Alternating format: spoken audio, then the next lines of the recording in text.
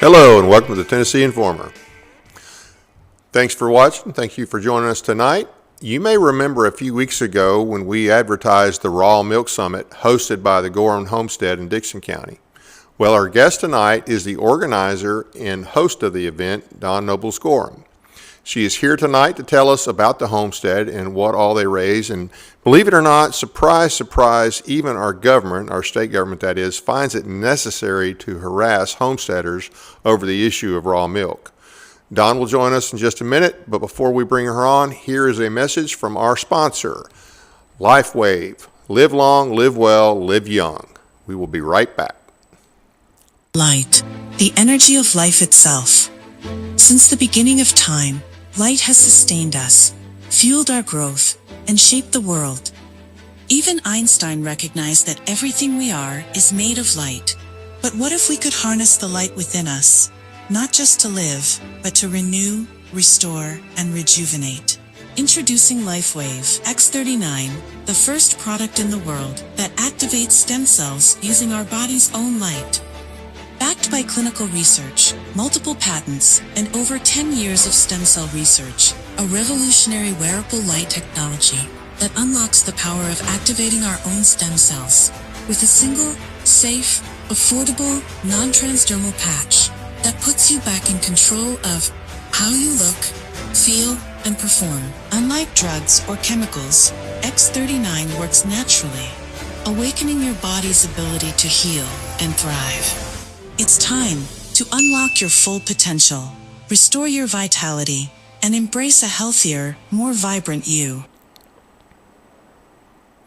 And now to our guest, Dawn Gorham. Thank you for being with us today. How are you doing? Doing well. How are you? Oh, doing fine. So how did you get into all this? Were you raised on a farm? Is this something you always wanted to do? Well, I was raised on a homestead before homesteading was cool. My grandparents were in Camden, and they had a small holding where they raised enough food to sell off to pay for what they kept and ate for themselves. And so I spent a lot of my summers with my grandparents, and those are some of the best memories.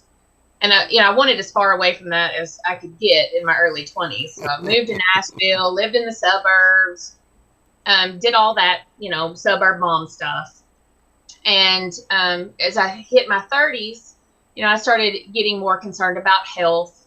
My son, we thought he was autistic at the time. He wasn't, but ended up not being. But so that took me down the natural food route, and which ended up circling me back to my roots of, wanting to can my food and grow my food. And I ended up with a bunch of little raised beds in the back of my suburban house.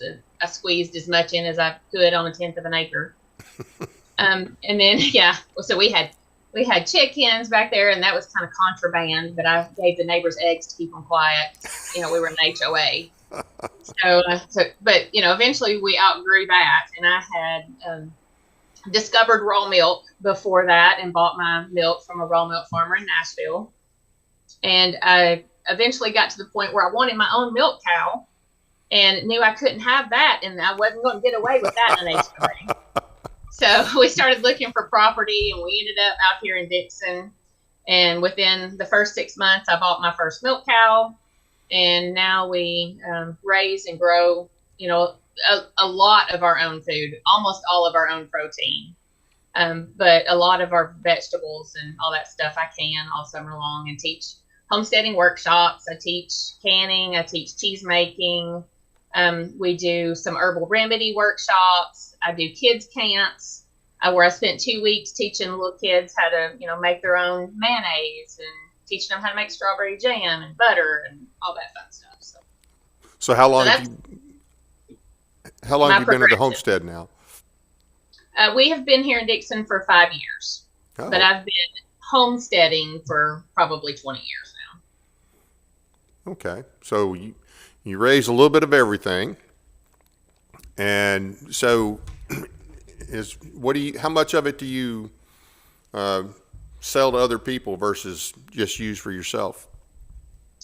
We go through about 5 or 6 gallons of milk a week ourselves, and then the rest is for our herd share members. So we probably have 150 total families in our herd share. So we provide milk to them, and I provide eggs. So we have duck eggs and chicken eggs.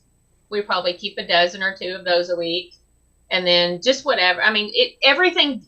Tis the season for everything. I may do a lot of one thing one year, and then not a lot of that thing the next year. One year we did pigs. This year we didn't. We do a lot of meat chickens. Sometimes I may do 150. Sometimes I may do 50. So it just depends on where I'm at in that particular moment in my life. So how does this work with the customers? You mentioned herd share. So is that they pitch in for the feed and pay you something for your trouble, and then they get whatever? Yeah, so the way that the herd share model works in Tennessee is because, technically it's illegal to just sell you some milk, but you can drink the milk from your own cow. So what the herd share model does is it allows our members to buy in, and they technically own portions of the cow. And I am just the adjuster, which it means I'm the caretaker of the cows. And then they pay me to care for the cows, milk the cows, bottle the milk, and all that sort of stuff. And then they pick up whatever their allotted amount is for the week. Oh, so, okay. But I keep my members very informed. They know the names of the cows. They come and look at the cows. They take their kids around the farm when they come and pick up. They get to see everything. I'm very much an open door policy for my customers because I want them to feel comfortable with what they're getting. So with one cow, how many families might be part owner of that one cow? Well, it's technically like they own the whole herd. So right now I have 8 milking cows, and those 100 to 150 families, depending on where I'm at in the season, own the collective herd, if that makes sense. Okay. And you do the same thing with chickens and everything else as far as the meat chickens? Chickens you can sell outright. I could sell that on the side of the road. So that's one of those things that we process them. Yeah, I know. A little more bacteria involved in chicken, but you can sell that anywhere. But wow. Yeah, so we process those, and customers just buy them by the pound. Okay, so same thing with pigs? Same thing with pigs. Yeah. Well, I'm sorry. Pigs have to be done at a certain kind of processing. Like you either have to sell a half a pig, a whole pig, or if you're going to make it into cuts, you have to send that to a USDA inspected processor, is my understanding. I've only ever sold them by the half or the whole, so okay. I haven't ever tried to make cuts. But the milk, the raw milk, that's the real issue, huh? Oh, it's a hot topic, man. It is such a hot topic. I've had people tell me I was killing babies and that grandma was going to die if she drank the raw milk, and how I should be sued, and just all kinds of crazy stuff. What did they think on Facebook. What did they think everybody drank for all those years? Well, they can't seem to separate time periods. Like, pasteurization was a 18th century solution to an 18th century problem.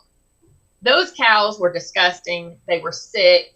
They were diseased. They were kept in CAFOs. They were fed spent grain. And they were kept in the cities in just nasty conditions where, of course, bacteria and diseases are going to thrive. Right. And kids died. I mean, that was a real thing. But now we have modern sanitation methods. We have strict hygienic protocols that we follow. We have refrigeration, for Pete's sake. They didn't refrigerate things. Right. And, the trick is we call it cold temp pasteurization, because the best way to keep milk clean is to cool it to the appropriate temperature within the allotted amount of time. Rule of thumb is under 40 degrees in less than 2 hours. Okay. Well, those of us who have chill tanks, we can chill our milk to under 40 degrees in 25 minutes. So, and it preserves the flavor. It keeps the bacteria from growing, anything that would grow in warmer milk. So we have technology that we didn't have back then. Right. So what's health wise, what's the difference in the raw milk and what we get in the store? So pasteurized milk at the store, we learned in high school science that amino acids and proteins are lock and key. They fit together like a lock and key. Well, when you heat up milk to the crazy high temperatures that they heat it up to. Now, they don't just heat it up anymore to enough to pasteurize it. They want to like ultra high temp pasteurize stuff. And when you do that, you denature the protein and change its shape. And so it can no longer fit together, lock and key, like proteins and amino acids are supposed to. So when you ingest it, your body freaks out because it doesn't recognize it as a protein. And it's the same thing for homogenization. Homogenization is also a problem because when it spins everything, it changes the shape of the fat globules in the milk, and your body also can't recognize that. Dr. Berry believes that homogenization is actually a bigger problem than pasteurization. So, but I believe both are a key factor. And so a lot of my people who think that they are lactose intolerant actually are not. They're store-bought milk intolerant. Ah, okay. So I was wondering about that. When they drink my milk, they have zero problems. So is it the homogenization or the pasteurization that causes more issues with lactose intolerance? I believe it's a combination of both. And it probably depends on the person, what they're more sensitive to. But both are equally a problem because you're changing the natural shapes and the natural enzymes and all of the things that are in milk naturally, and turning it into something that's just a dead white milk-like product.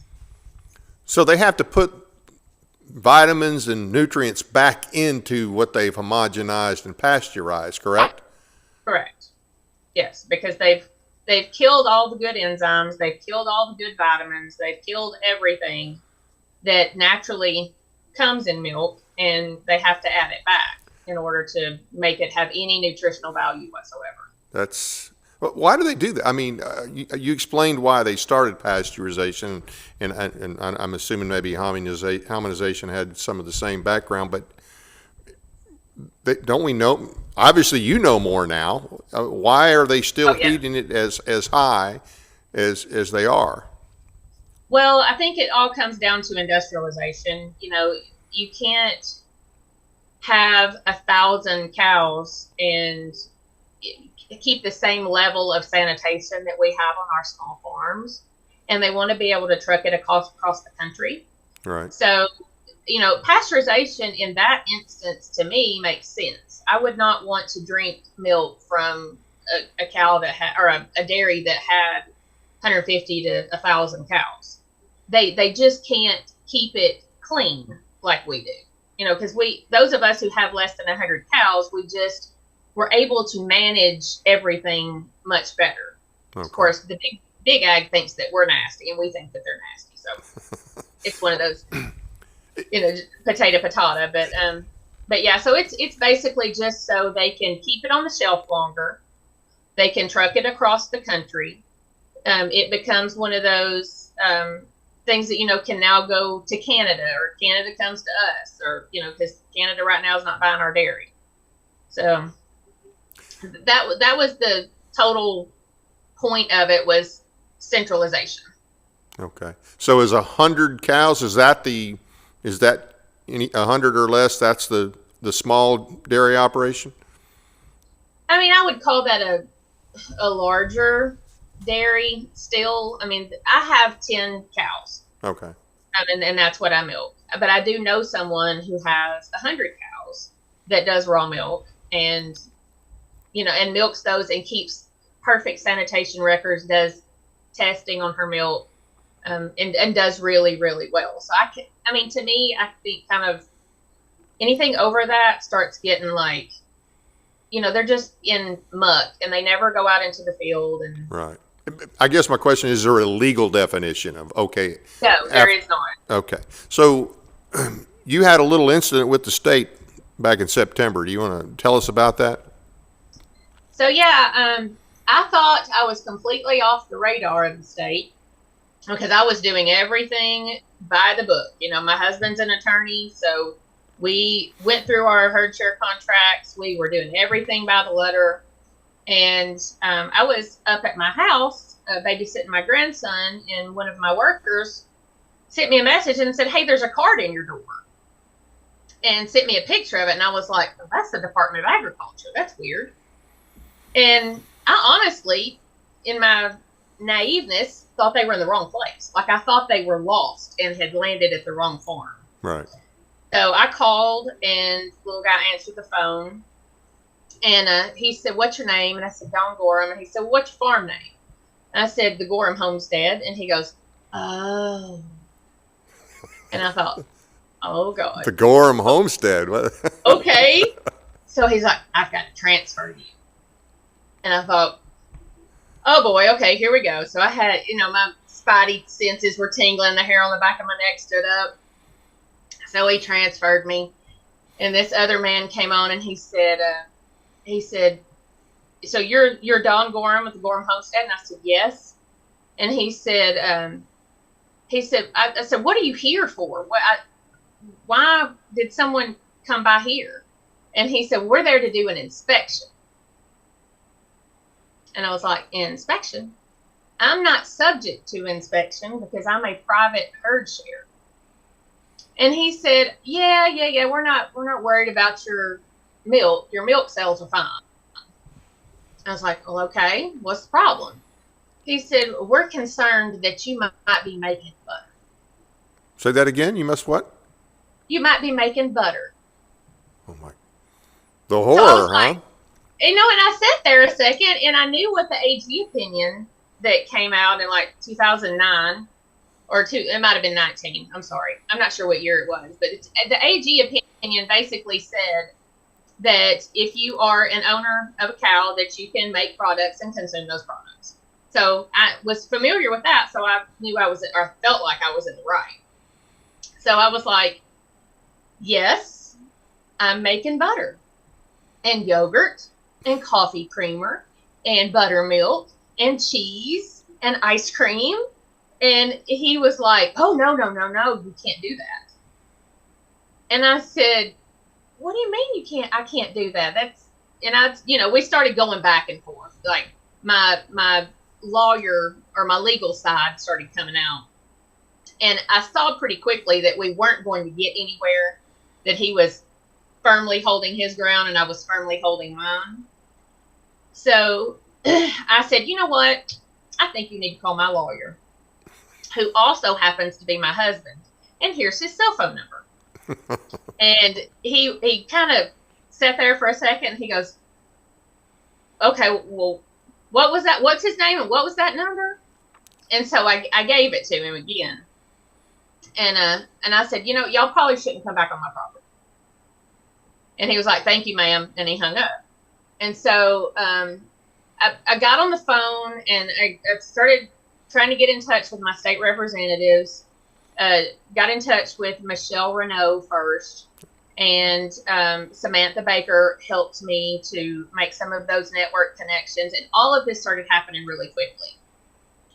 Got in touch with Jody Barrett to let him know what was going on, and what I didn't realize, though, was the same day that the inspector was here, the old ag commissioner was going out, and the new ag commissioner was being sworn in. And I believe it was the same day or the day after. So I can't really be mad at him, because I honestly believe he did not know at the time what the inspectors were doing.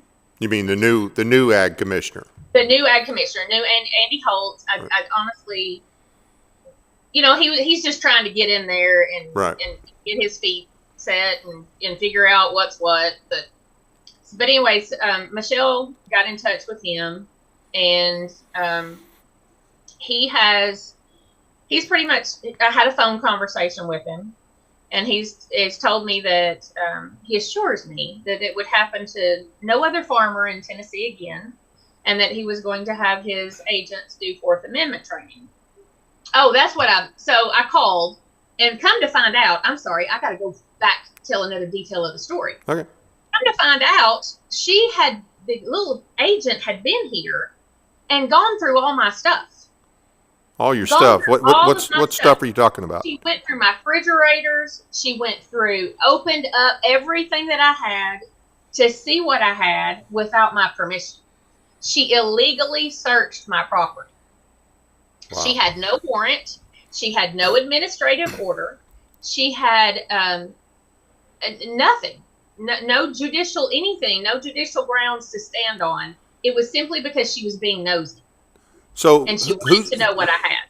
So did she do this on her own volition, or was she sent by, who was she sent by to do this? She works for the Department of Ag, but who sent her to do this? That is still a mystery. Nobody can tell me why she came here in the first place. Other than they had been through my website, they had combed through all of my Facebook posts to see, and I don't know if it's because I had come on their radar as a raw milk person, so they decided to scour all of my stuff. Right. So I have no idea what prompted them to come here in the first place. So what was the interaction like when you finally saw her? I didn't see her. I didn't know he told on himself. I didn't know that she had gone through my stuff until he told me. Like, he literally told me on the phone that they had saw everything that I had. Now, she hadn't made it back to the office yet, but apparently she called and told him what her findings were. So what did they find that they were concerned about? Butter, any dairy products. They didn't want me making dairy products out of the milk. They're fine with me fine with me giving milk to my herd share members. I can't say selling milk, but they're fine with that. But they said by the statute that I was not allowed to turn that same milk into any other form of dairy. I couldn't put chocolate in it. I couldn't freeze it. It had to be raw, fluid, white milk. Is that what the law says? No. What does the law say? The law just says that an owner of a hoofed mammal may consume the milk for that mammal and may turn it into whatever products, dairy products that they choose. That's not the exact wording, but that's what I think is TCA 53-3-119. But that's basically what it says. Now, it is vague. And it is a little ambiguous, but I believe that Frank Nicely, when they crafted that law, I believe they left it vague on purpose so that there was some gray room for the herd share people to be able to do a little more. Because I think that if they had pushed for all of the products at the same time when they created that law, right, they might not have gotten it passed. Okay. Could be. Now, so you never actually had a personal confrontation with anybody from AG other than on the phone from the Ag Department? Correct. Okay. Correct. So we're not talking armed agents showing up with anything like or anything like that, right? There was no confrontation. No. Okay. That would have been bad. Yeah. No, I never saw her, and it's probably a good thing that I didn't, because I might have acted ugly. But now I've had a chance to, because I didn't think it would happen to me. Right. And so, but that's one thing I'm trying to really push farmers to prepare for. If that scenario happens, and now we know that it will, and it can, because it's not just happened to me. It's happened to someone else after me, down in your neck of the woods. I believe she's in Henry, and not Henry County, but Henry, Tennessee. Yeah, it's Henry County. That's Henry County. But the agent showed up on her property and went into her milk house and went through all of her stuff. And it just so happened her husband came out, saw him coming out, his little backpack on, and was like, "What are you doing?" And he said, "I'm inspecting." And he said they'd been looking for them for a long time, that they thought they were in Camden, but recently figured out they were in Henry. So they're taking stuff back to a lab or what? And they're coming in here and taking samples? They're not touching anything. They're just looking. Oh, okay. They're doing recon, I think. Okay. But now that was after, when did you talk to the new commissioner? You talked to Andy Holt. Andy Holt. So that happened to another farmer about a week after I talked to Andy Holt. but I don't know if the memo had gotten out yet. Right. He is aware of it. Okay. Are you hearing about other cases? I'm hearing some. So there was another farmer that told me that she reached out to her local. She reached out to the Department of Agriculture, and what she was looking for was some guidance on how to craft a herd share agreement. And of course, they don't do that, which is fine. But they spent the next 30 minutes berating her about how raw milk is dangerous and how she can't make products. And then they sent her an email and copied her local extension office on it. And they collectively sent her emails telling her that she could only provide raw fluid white milk to her customers and that she could not do any products. Is that the commissioner's position as well? Is that Andy Holt's position as well? No, he and he didn't tell me not to tell it, so that's on him. But he alluded to me that he didn't care if herd share people made products out of their dairy or not. It come from the same cows and the same bulk tank. So, as far as I can tell, he's a little more on the food freedom side. Right. But, he's also beholden to Big Ag, and Big Ag wants to be able to have a piece of the pie as well. So I don't know how all that's going to play out over the next year or two. So, but the state has to be all on one sheet as far as this is, and if he's the head guy, he needs to be the one kind of setting the standard, right? Or enforcing whatever the legal standard is. Yes, and the problem is there's multiple interpretations of what people believe the law is. But what I believe has happened is the health department put out some guidance, and that guidance said that it had to be raw fluid white milk, and then how to test it and how to do it, produce it properly, and then it was also all of the dangers of raw milk, was in their guidance. What happened, I believe, was the county extension offices, UT extension offices, and the Department of Agriculture have picked up that language and started running with it and regurgitating it as if it's law, and it's not. But we know that there's a huge difference between guidance and law. Right. And they can push guidance on you as much as they want to, but they can't force it upon you as law. They couldn't write you a citation for going against what they believe their guidance is. So that's what we're telling all of our farmers, to do, is just to ignore that. It's just guidance. This is what the law says, and you can do those things based on the law.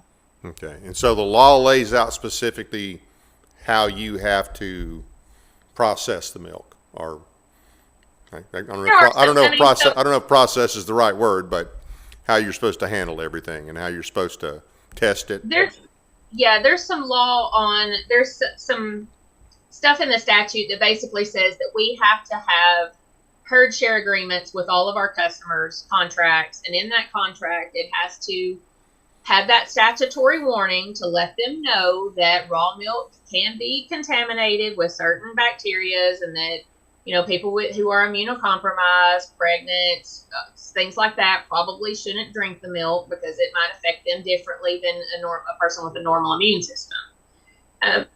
But really, as far as requirements on herd share members, that's our only requirement.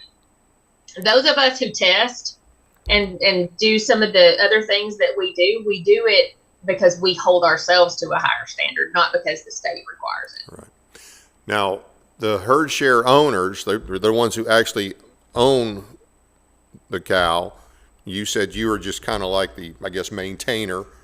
I'm the adjuster. And so the law says currently that the owners may use the raw milk or process, but it doesn't say they can't do anything else with it, right? They can't say.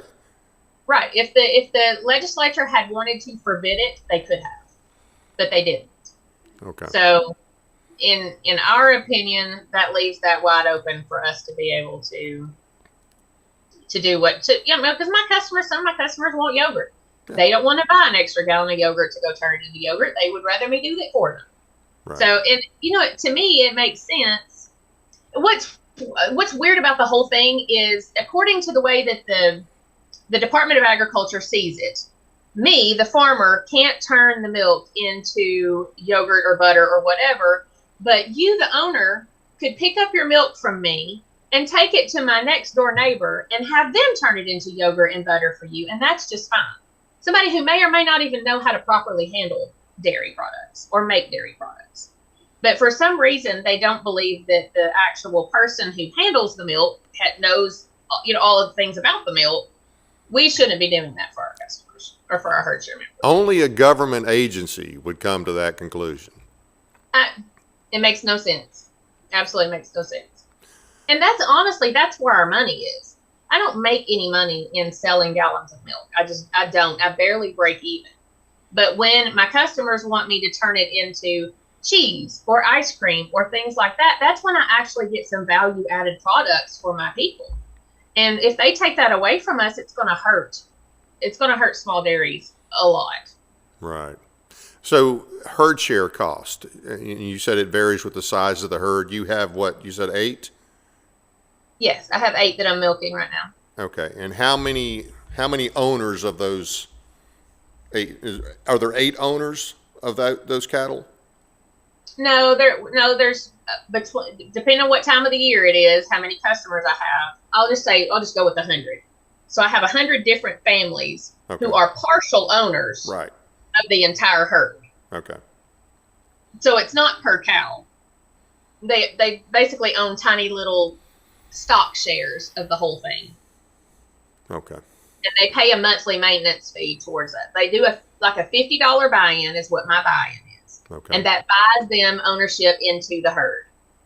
And then monthly, they pay me, my maintenance fee is $48 a month, and that gets them a gallon a week, which basically comes out to be about $11 a gallon. And so each person pays me as monthly.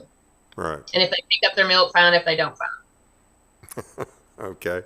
And then, of course, you charge extra for the other stuff, cheese, butter, whatever. Yes.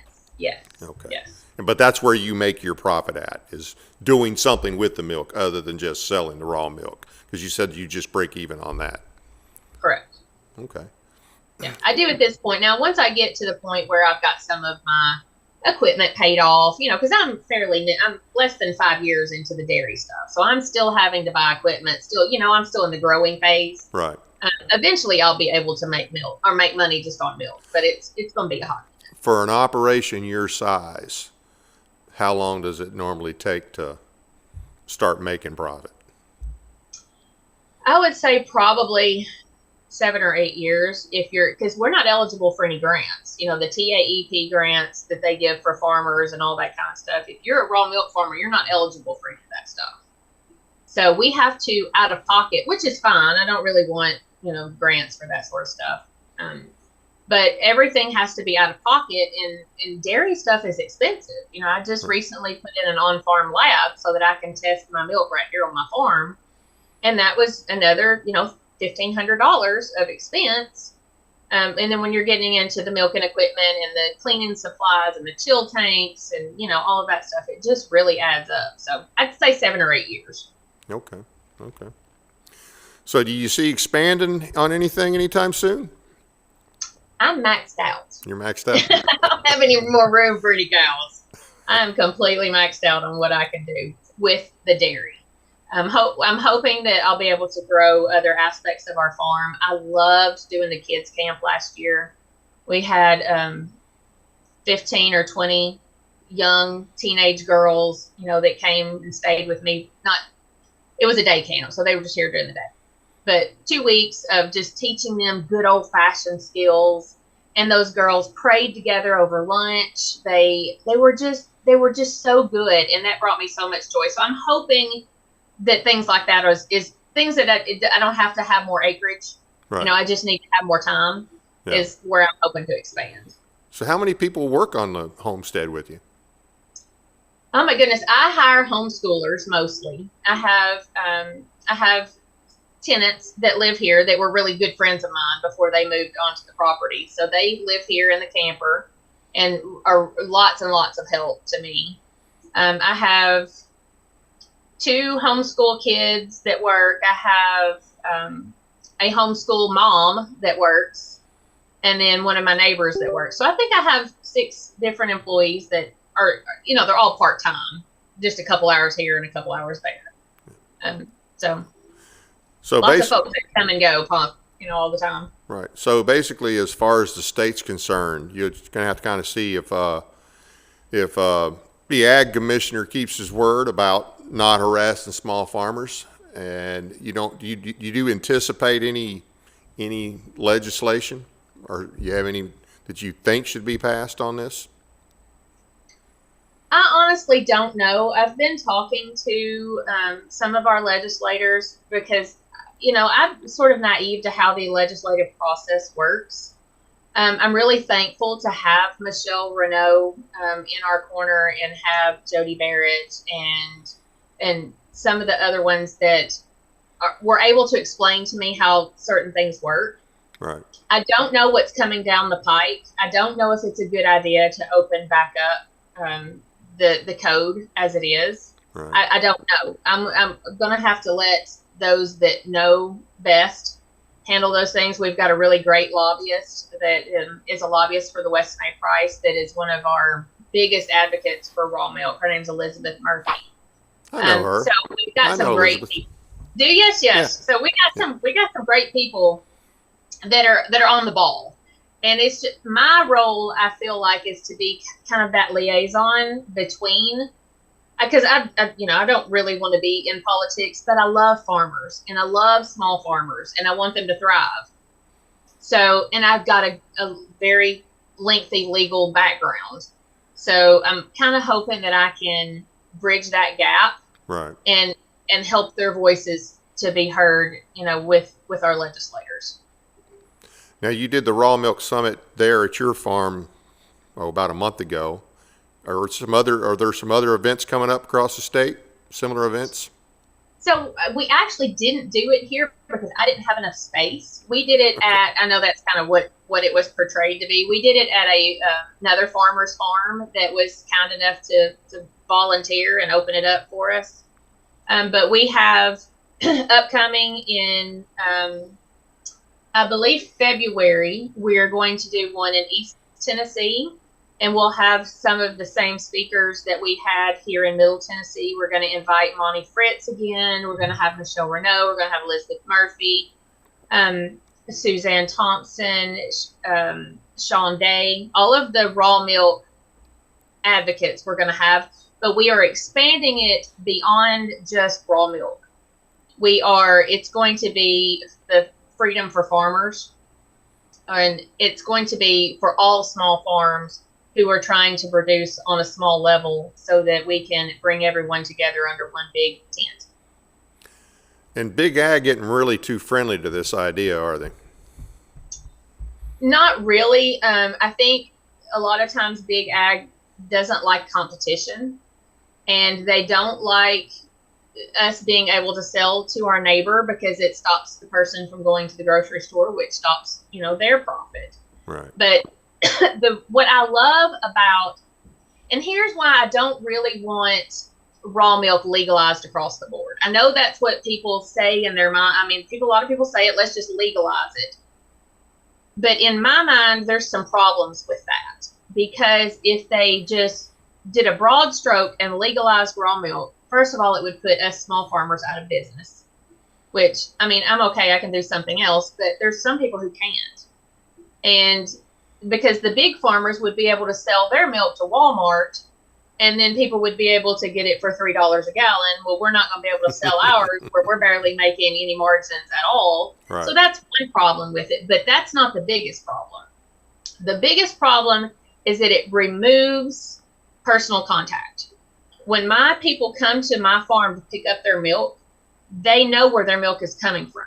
Right. They see the cows. They see the conditions that they're living in. They see where I bottle. They see everything about They're making a fully informed decision when they're buying their milk from me.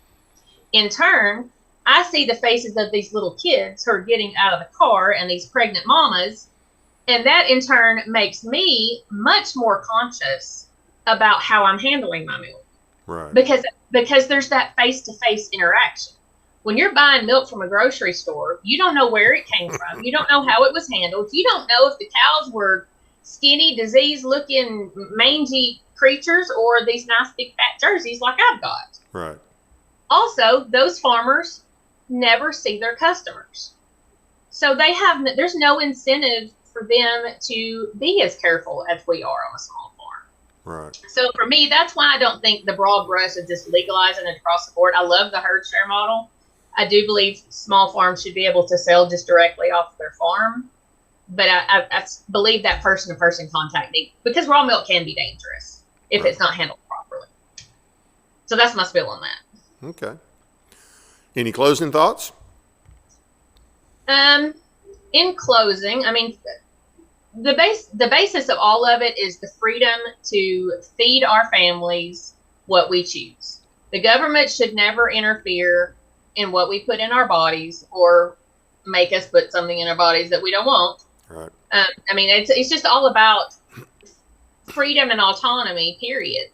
And I should be able, especially in the economy that we're living in now, if I want to feed my neighbor, I should be able to feed my neighbor, and the government should stay out of it. Yeah.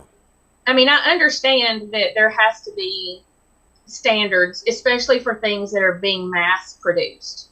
But when it comes to people like me or people who sell at farmers markets or people who have CSAs or, farm membership, private memberships, those people shouldn't be held to that higher standard that the mass producers should be, because the risk just isn't there. Right. Where like it is with that big stuff. So I really want to see farmers come together.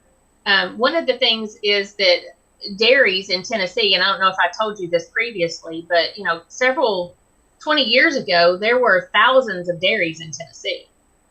And now, and there were no small micro dairies, raw dairies like we are. Now, the grade A dairies are down to about 150, and the grade B dairies are down to 35. Wow. And there's over 750 small dairies like me. So now we are the majority. We might not be big money and we might not be big number of cows, but we're big in vastness as far as how we spread across the state. So I'm hoping what will come out of all of this when we have our East Tennessee conference, we have our West Tennessee conference, and then we start, backtracking in between, is just finding a way for the small farmer to have a voice within the legislature, because, Big Ag has Farm Bureau, and Farm Bureau goes in and lobbies for those people and tells, what their customers or what their members want. Right. All that kind of stuff. Well, we really don't have that, because Farm Bureau never asked me what I want. I'm a member of Farm Bureau. I have not ever been asked one thing about what was important to me, not once. Right. I love them. I mean, I have my insurance with them, but they don't care. They don't care about me. Right. And so I'm hoping that eventually we're going to have, a voice for all of us little people. Yeah. Well, hopefully that'll work out. Maybe the new commissioner will be a help with that. We'll have to see. Hey, thanks for being with us. Thanks for what you do. Maybe we can have you back in the future. Hope your business grows and does well. Thank you so much for having me. I appreciate you. Glad to have you. I want to thank the audience for taking the time to watch our program tonight. It doesn't cost anything to subscribe, so please be sure to hit the like and subscribe button as well as the notification bell so you never miss an episode. We appreciate your support. Thanks again to Jonathan and Mary League for their financial support starting back in July. They've been a huge help. We really appreciate it. Check out our audio podcasts on iHeartRadio, Spotify, and other platforms as well. Sign up for our weekly newsletter at our website, teeninformer.com. Find and follow us on Facebook and Twitter. On Tuesday, December 2nd, at the Jefferson County Library, David Seal will be hosting legislative training. This is important information that everyone should know so that you can effectively track legislation during the upcoming session. The Stuart Henry chapter of the Tennessee Firearms Association will meet this Thursday, December 4th, 7 p.m. at Holly Park on Highway 79 in Paris. You don't have to be a member to attend, but you can come and learn how to be heard by our legislature on protecting your right to keep and bear arms. Our first guest next week on Monday, December 8th is former Marine and Army veteran, as well as a Nashville undercover police officer, and he was also a recent 7th District Congressional candidate for the primary. We're talking about Joe Lewers. He's going to join us to talk about the special election and much more. And for our second show next week, Kerry Wallowitz joins us to tell the other story of Buford Pusser. He has some serious issues with claims made by Mike Elam on this show a few weeks ago, and so we're going to have him on to hear the other story. Like Mike, he is not originally from here and has done his own research, so it should be interesting. If you're in the 7th District, remember, vote tomorrow. We got to keep the commie out. Hope you can join us next week. That's it for now. Good night from Paris, Tennessee, that is.